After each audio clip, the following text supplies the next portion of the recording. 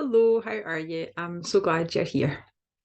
So today I was going to talk a wee bit about the idea of pain and other symptoms being um, a permanent fixture. So often what happens when we have persistent symptoms is that it's hard to see a world in which we don't have them anymore.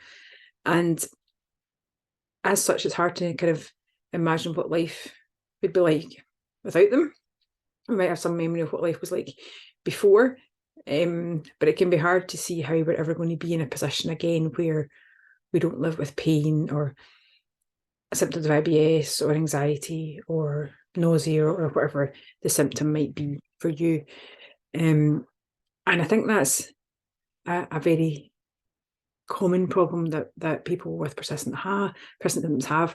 Um, And that's understandable. If you think about it, you're living with something every day and it becomes the norm for you, and it becomes very difficult to think of anything else. And if we ask people, what is it that worries you most about your symptoms? That's often what they'll say. They'll say, I'm worried that this is it. I'm worried that it's never going to get any better. Also that it might well get worse, but actually this is it. This is now me. This is my life. And I think this is made even more so by the fact that often when you see a health professional with regards to a chronic or persistent condition, is the chat is very much around management and learning to live well with your symptoms. And that very language makes us think, well, I've got to live with it, doesn't it? That's the language that's actually used.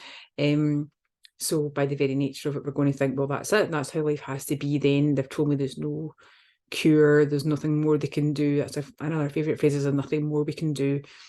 You have to learn to live with what you've got.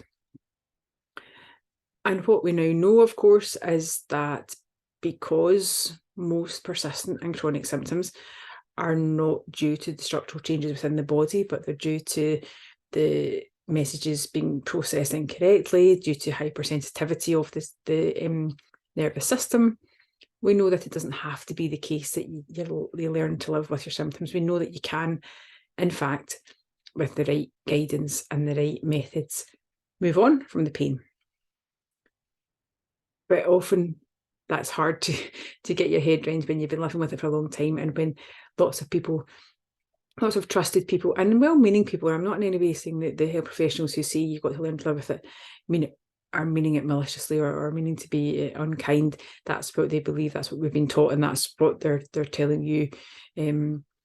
But I'm telling you, for the most part, that's not the case, and we know that there's so much that can be done.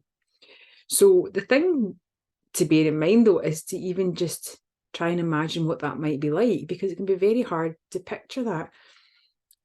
And if you can picture what life might be like without your pain, then that's a step again on the way to that recovery, because it's giving you that hope. And hope is a massive, massive thing when we're dealing with persistent symptoms and working on overcoming them. Because if we don't have hope, then the mood is low and your brain is perceiving things as not being very great, and there's no opportunity for things to get any better. But if you have a bit of hope, so even if you're not 100% buying into it, you're not 100% believing it at the minute, if you're like, yeah, maybe, not sure, even just have that maybe, what if? What would be different for you? How would life be different for you if you didn't live with your symptoms every day? What things would you be able to do? Would you go out and do that you don't do right now? What would you go and enjoy? Maybe either something that you used to do in the past before you had your chronic symptoms, or something you've become interested in and would like to do, but you feel you're not able to do right now because of those symptoms. What would life look like? How would day-to-day life be different? Doesn't need to be anything grand, doesn't need to be skydiving or, climbing Mount Everest. What would day-to-day life look like? Would it be easier for you to go to your work? Would it be easier for you to do the shopping? Would it be easier for you to play with your kids, to go out for a walk with your partner, to go and enjoy the theatre with your friend? What would you be able to do if you didn't live with your symptoms all the time? And just picture that. And that's not to try and make you feel bad that you're not able to do it right now, but it's to give you the hope and say, well, there's every possibility that you can do that. There's every reason to think that you should be able to do some of these things again. And the reason for that is, although it feels like the pain or the nausea or the itch or the IBS or whatever it is there all the time, although it feels like it's a permanent fixture, if you look at it, there will be fluctuations and there will be times when you don't have symptoms or when your symptoms are very minimal. There will be times it's hard to notice them. It's much more easy to notice the really difficult times. But if you really look, there will be times in your day where you aren't really bothered by your symptoms. And it could be a moment, it could be a couple of seconds, it could be a couple of hours. But there'll be moments when you're really not affected by your symptoms.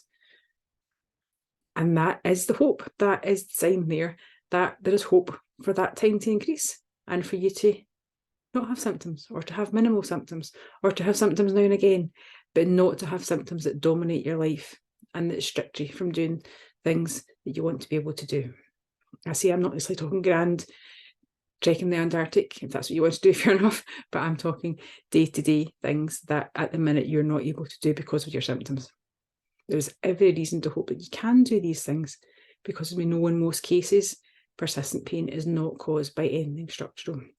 Obviously, when you've ruled out any sinister causes, but for most people, persistent symptoms we know are due to the problem with the processing, the hypersensitivity of the nervous system, the overreacting of into the signals that the brain and the nervous system are receiving. So that's my message for today. Have hope. Have hope. The very fact that you have a fleeting moment without symptoms dominating your life means there's hope that things can get better. There's every reason to hope that you can resolve your symptoms and be able to go and do the day-to-day things that you want to do. So even if you're not 100% convinced, try and just have a wee bit of hope. Try and just picture what life would look like. What would you be doing?